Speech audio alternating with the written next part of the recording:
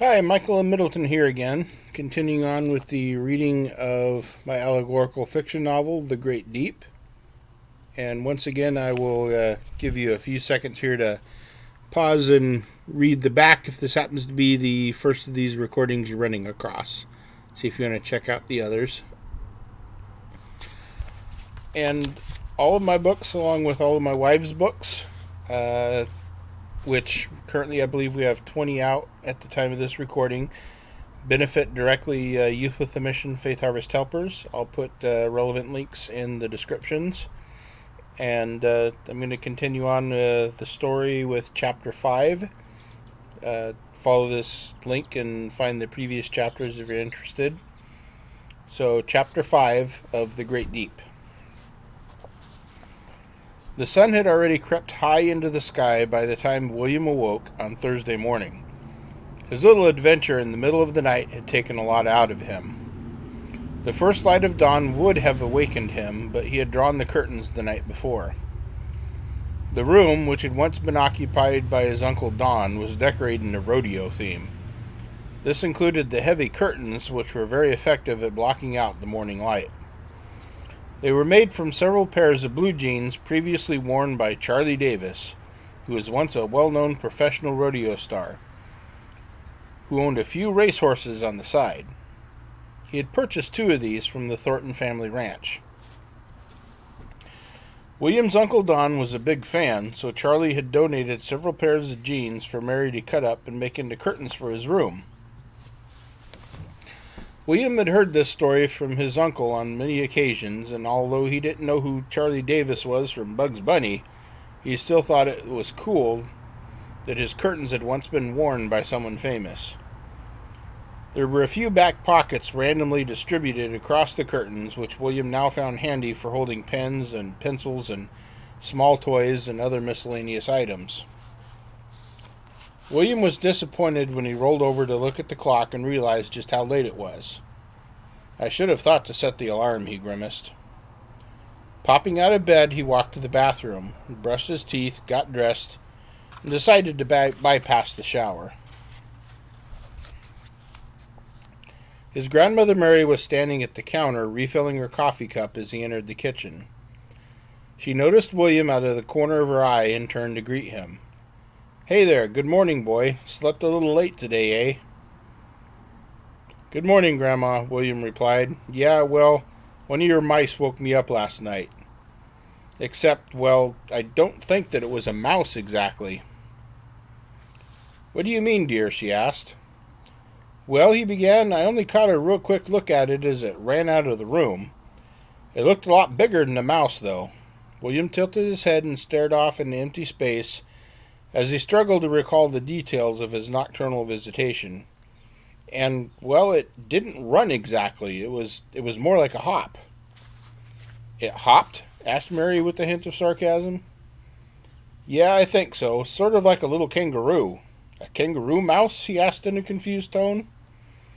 "Oh, I know," Mary replied. "Actually, that sounds more like a kangaroo rat. We've got plenty of those critters, especially in the hills west of here. I've never seen one anywhere near the house, though." "But it was really big," William continued, and he was about to relay the stranger elements of his encounter, but thought better of it. "Well, it was really big." Mary replied, "Yeah, they can get pretty big sometimes. I've seen them nearly the size of a small rabbit once or twice. Strange for one to be around the house here, though. They usually stay out in the drier, rocky country, and they do their best to stay away from people." "So it didn't end up in one of those traps?" William asked, glancing nervously around the room. "Nope," she replied. The traps are all vacant. Those little things wouldn't do any more than make it mad anyway. The varmint probably just got curious to see who the new folks were. Probably won't be back, but let me know if you see it again, okay?" "Yeah, okay," William replied. "I'm just going to have a bowl of cereal quick and maybe pack a lunch and then go out fishing at the pond, okay?" "Sure, hon. Your folks ran into Phoenix to do some business at the bank and pick up some household stuff," Mary began. "They'll be back this afternoon. I'll let them know where you're at if they get back before you do. Oh, don't forget to collect the eggs and all before you take off. Eggs. Oh yeah, I'll do that first, he replied. A doorway at the back of the kitchen opened to a small utility room which doubled as a pantry. William retrieved his boots from the far corner and put them on. Opening the door which led outside, he stepped out, turned to his right, and headed for the chicken coop. Along the way, he glanced to his left and noticed that the cows were once again huddled around that blowhole. I'll have to get out there and see that, he thought. Maybe I'll drop a rock down and see if I can tell how deep it goes. He had seen somebody do that in a movie one time, something like Journey to the Center of the Earth, he recalled. He was so preoccupied with these thoughts that he stumbled over the wheelbarrow which he had used to retrieve his missing boxes from the tractor barn. A split second of confusion was quickly followed by fear and pain. He tumbled directly over the broad side of the wheelbarrow, first landing chest first on the wheelbarrow and then doing a somersault. He did a head-over-heels flip, landing flat on his back. Apparently, he had been traveling faster than he thought, in an unconscious effort to finish quickly so that he could go fishing. "Ow!" he moaned, between staccato labored pants. The fall had knocked the wind out of him, and it took him a moment to recover enough to stand. He straightened himself up and determined to remember to put the wheelbarrow away somewhere when he got back from fishing. After regaining his composure, William continued on his way to the chicken coop. It was surrounded by a wire fence randomly strung with lengths of barbed wire. Not so much to keep the chickens in, but to keep the raccoons out, his grandma had informed him. He opened the gate, walked in, and latched it closed behind him. Upon stepping into the large wooden shack that housed a dozen hens and one very vocal rooster, he suddenly realized that he had forgotten to bring the empty egg crates that his grandmother had left out for him. Instead of going back for him, he decided to untuck his shirt and use it as a makeshift pouch. He checked every nest with one hand, placing each egg in the pouched shirt, which he held with his other hand. When he had finished collecting the eggs, he let himself out of the coop and again latched the wire gate closed. He walked to the garden shed and, using his one free hand, opened the door. He quickly noticed a plastic bucket hanging on the wall and transferred the day's collection of eggs into it. He left the bucket sitting in the shed as he returned to the coop with a daily ration of chicken feed. Returning the empty coffee can to the garden shed, he retrieved the bucket containing the eggs. Since he had to pass by it again anyway, he decided to go ahead and move the wheelbarrow somewhere out of the way. He decided that next to the woodshed would be a good spot and moved it there. He then returned to the utility room behind the kitchen. This is where his grandmother kept a small refrigerator, specifically to store the eggs. He retrieved 2 of the egg crates she had left out for him, placed the eggs in them, and stored them in the refrigerator. The refrigerator had 4 shelves. The bottom shelf was designated for the current day's collection of eggs. The next shelf up was for eggs collected the day before, and so forth. When a crate of eggs reached the top shelf, a dated sticker was placed on it. Eggs not sold or used within a week of reaching the top shelf were to be discarded. William placed his collection of eggs on the bottom shelf and rotated each of the other crates up 1 shelf. He placed the dated sticker on the crate, which he had rotated to the top shelf, and closed the door. Satisfied that this task was finished for the day, he returned to his room to collect his fishing tackle. William opened his closet door. He slid the shirts that were hanging on the front all the way to the right and retrieved his pole and tackle box from the back left corner. He then returned to the kitchen. Instead of taking the time to make breakfast, he threw a few apples and carrots into a bag. He then located the last of the strawberry muffins, a leftover pork chop, and a couple of boiled eggs in the refrigerator and added these to the bag as well. That should last me most of the day, he thought. He exited the house through the utility room, carrying his fishing pole in one hand and his lunch bag and tackle box in the other. William crossed the backyard and came to the barbed wire fence which separated it from the pasture. He slid his tackle box and lunch bag under the bottom strand of wire and lowered his fishing pole over the top, allowing it to rest against the opposite side of the fence. Using both hands, he then spread the two middle strands of wire as far apart as possible and carefully sidestepped through. Grateful to not have been snagged, he retrieved his pole, tackle box, and lunch bag and headed off in the general direction of the pond. He couldn't see it from his current vantage point, but had a good idea of the right direction to walk. From his bedroom window, he had seen a large pine tree broken off near the top, standing just beyond the pond. This tree now served as his beacon.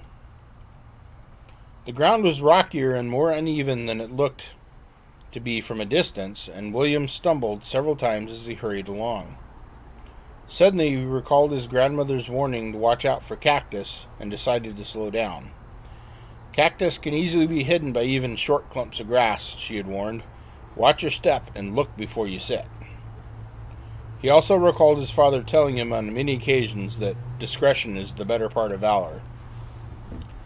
After a few more moments of walking, he spotted one of those long-thorn devils, as his grandmother Mary had called them, and was glad that he decided to slow down a little. I wouldn't want to trip and fall on that, he thought.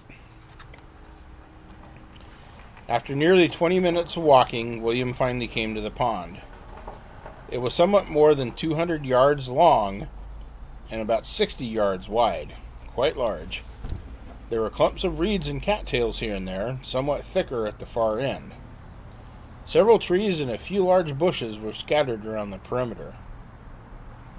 As William scanned the scene, his eye caught a glimpse of movement. He looked closer, focusing his attention on a large bush along the eastern bank. He definitely saw something moving, but couldn't tell what it was. His curiosity aroused, he began to walk along the bank in the direction of the bush. When he got close enough, he could make out the tip of a fishing pole sticking out from the far side of the bush. Somebody was already fishing at his grandmother's pond. William didn't know any of the kids who lived in the area, but had assumed it must be one of them. Or it could be a drifter, he thought, or maybe a convict on the run. He and his family had passed a road cleaning crew from the state penitentiary on the day that they arrived. He recalled numerous scenes of escaped convicts fishing in old episodes of The Andy Griffith Show.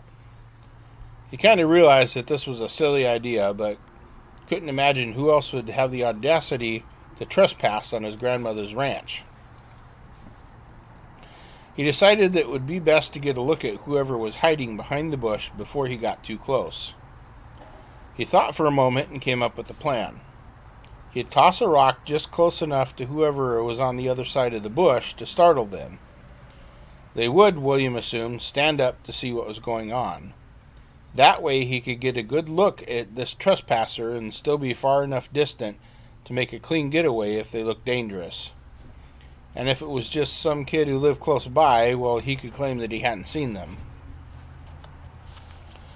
William carefully set his fishing pole, tackle box, and lunch bag on the ground and began to creep forward towards the bush. When he got within about 30 yards, he stopped and scanned the ground around his feet. Spying a rock just a little bit larger than a golf ball, he reached down and picked it up. He studied the rough stone, doing his best to calculate how hard he would have to throw it in order to cover the desired distance. He took his best baseball stance, eyed his target, and flung the stone high into the air.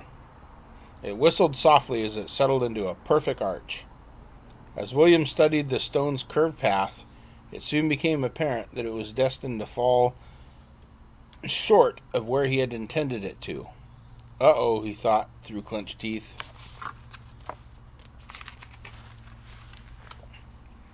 Half a second later, a high-pitched shriek shattered the morning stillness.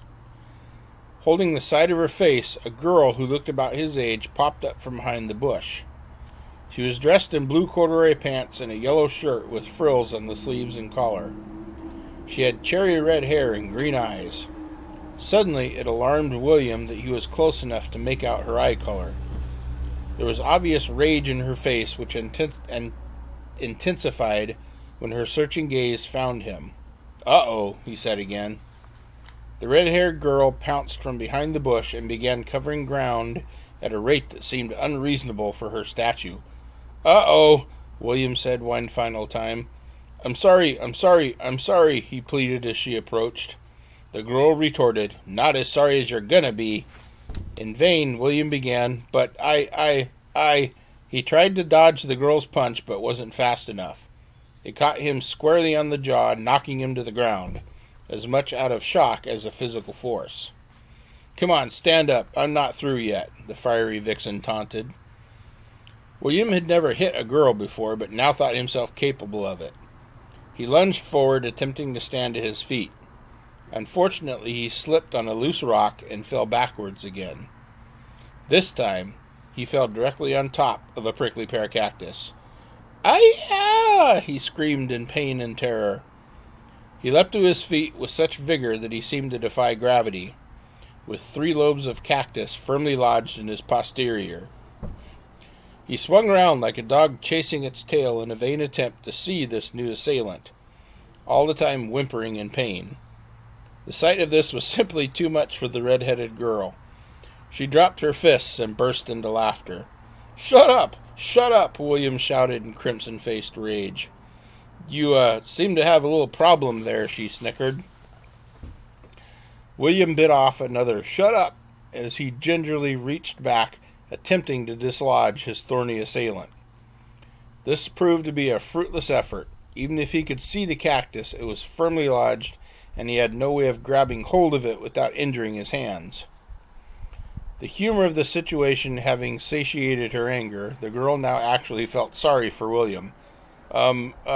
Sorry about punching you," she began, "but, what were you doing throwing that rock at me anyway?" "That was an accident," he protested.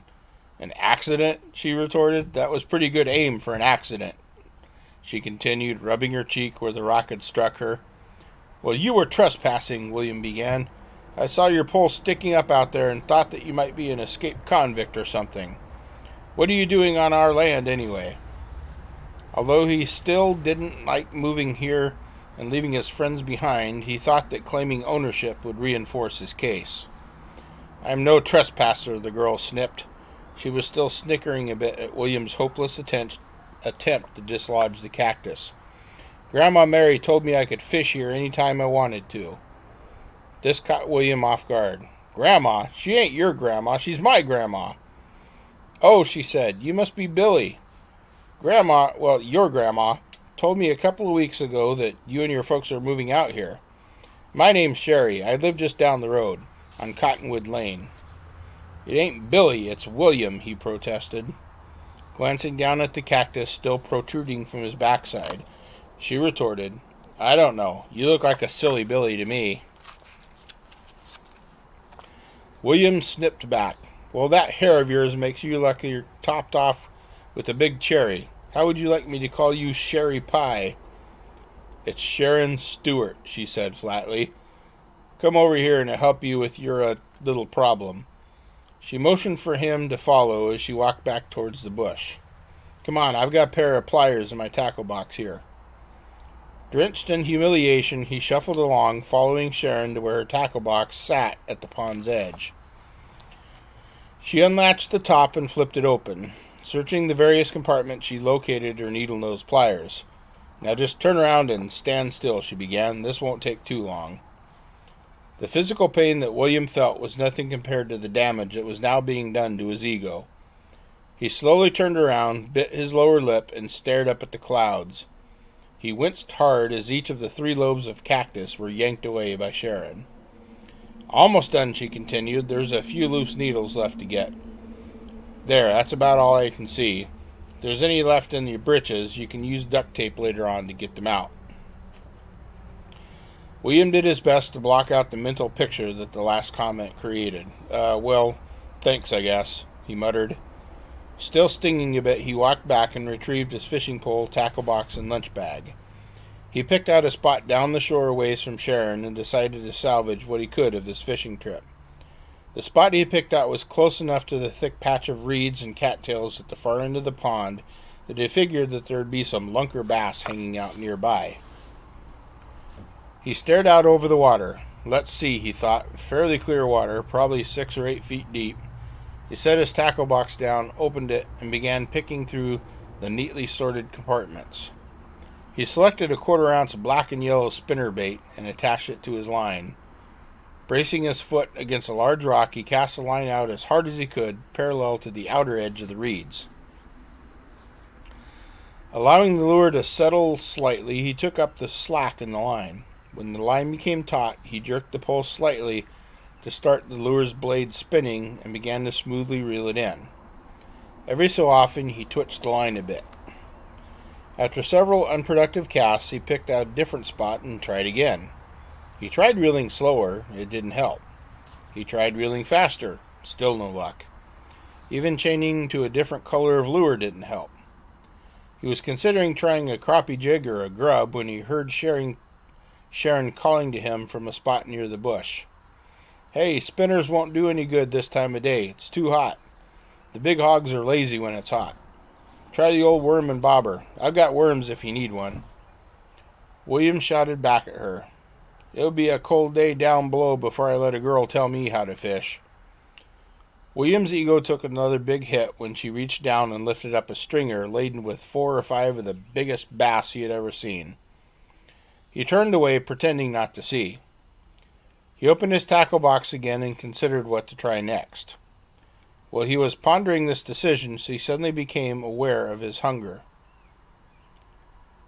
Setting his pole down, he reached for the lunch bag. Opening the bag, he removed the pork chop, an apple, and 2 strawberry muffins. After stripping most of the meat from the pork chop, he tossed the bone into the pond and devoured the strawberry muffins. Wanting to get back to fishing, he decided to save the apple for later on and returned it to the bag.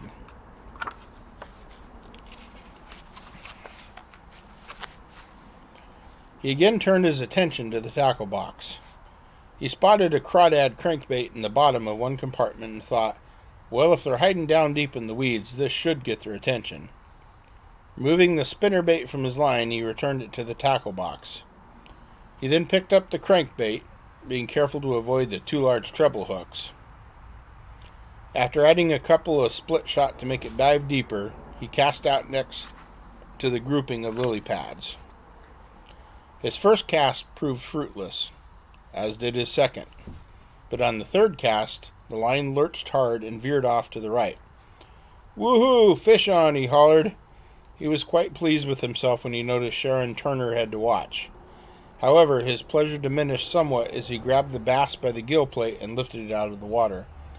It wasn't puny exactly, but it still looked like it might be a light snack for any one of the fish he had seen on Sharon's stringer.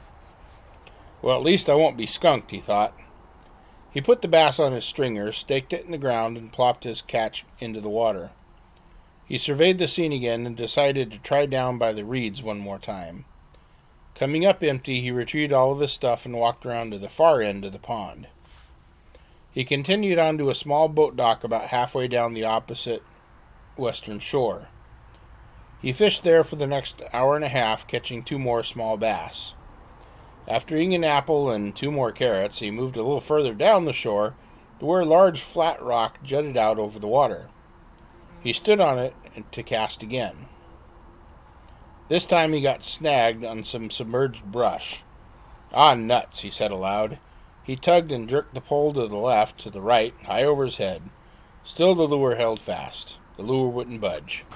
Come on," William pled as he jerked the line again.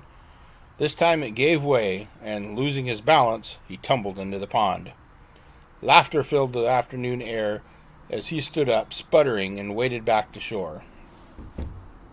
"Silly Billy, silly Billy, silly Billy," Sharon called from the far bank. Far too irritated for words to express, William clenched his jaw hard, collected his things, and stomped all the way back home. It was a warm afternoon, and William had mostly dried out by the time that he arrived home. His boots were still a bit sloshy, however. He removed them before going inside, tying them to hang from the clothesline in the backyard.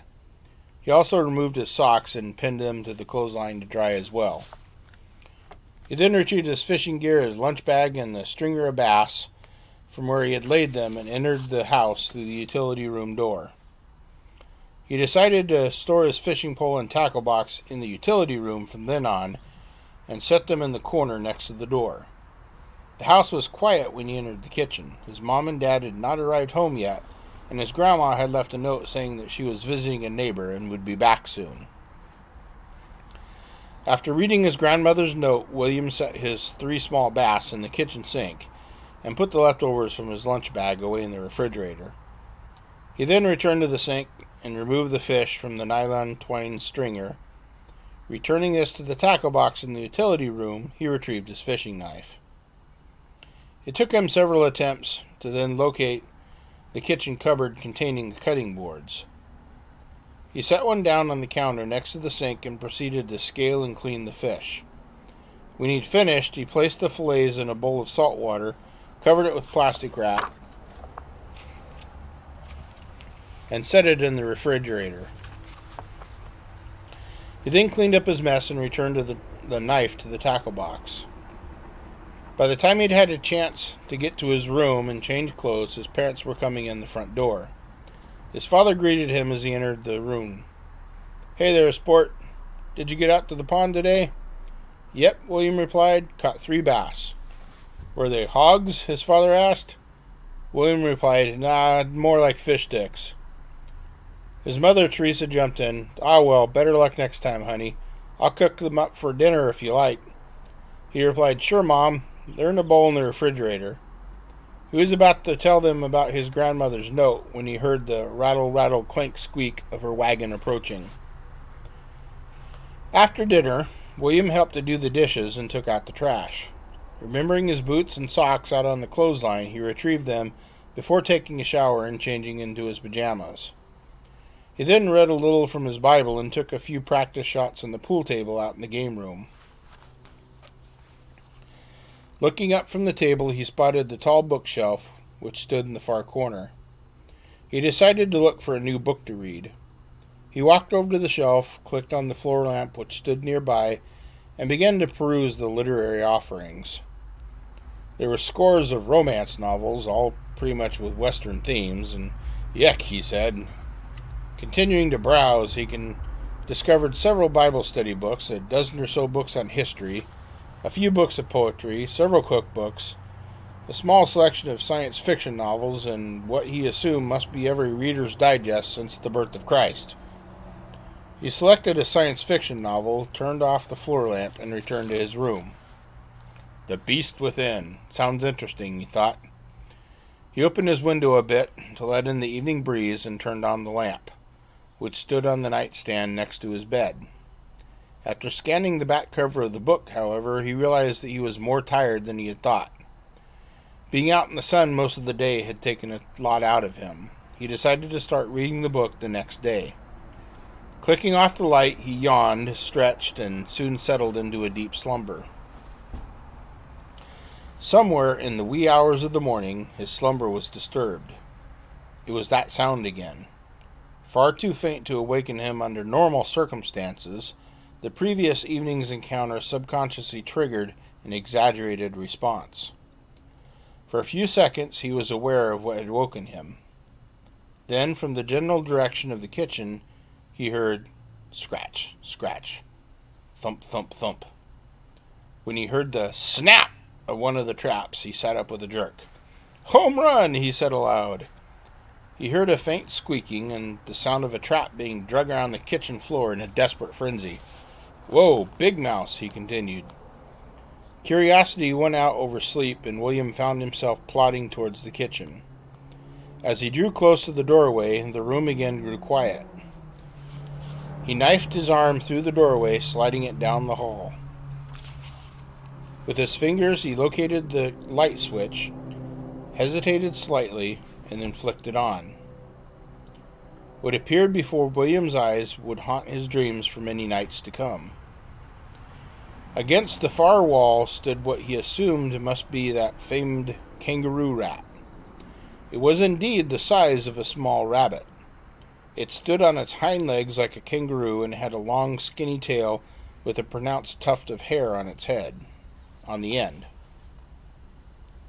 This particular kangaroo rat also currently had a mousetrap securely attached to the end of its tail. The sight was shocking enough, but then things got stranger. As William's eyes adjusted to the light and he looked closer, he saw something which made him question his hold on reality. As the hairy creature twitched and dodged to one side, William saw it. Strapped around his midsection, there was what appeared to be a saddle? He finished his thought aloud. He squinted hard and looked again. Sure enough, it looked like a tiny saddle, crafted out of what looked like white leather. "Mom! Mom! Mom!" He ran screaming from the room. He crossed the main room and ran up the stairs. He missed the doorknob on his parents' bedroom door and crashed straight into the door. The force of the collision knocked him down. As he stood again, the door swung open. A groggy Jacob stood there before him. He scowled at William and asked in a gruff voice, "Hey, whoa, what's up?" Dad, you gotta see this," William replied. "See what?" Jacob asked in an annoyed tone. William replied, "Just come. He continued as he ran back down the stairs. Unfortunately for William, the kangaroo rat was nowhere to be seen when he and his dad reached the kitchen. Jacob looked around and roughly asked, "What? What, William?" "But it was just here," William protested. "What was here?" Jacob asked. "It was, words eluded William. "It was right here," he concluded, pointing to the trap still lying near the far wall. He walked over and picked up the trap. "Oh, you caught a mouse." "Almost," Jacob commented flatly. "It wasn't a mouse, exactly," William began. "It was—" He thought of continuing, but became confused and flustered. "Well, whatever it was, it's gone now. Just quiet down and go back to bed," his father concluded. William stood there for a moment, confused and frustrated. He gathered his senses somewhat and examined the trap. The spring appeared to be broken. No, not broken, he thought. It's melted.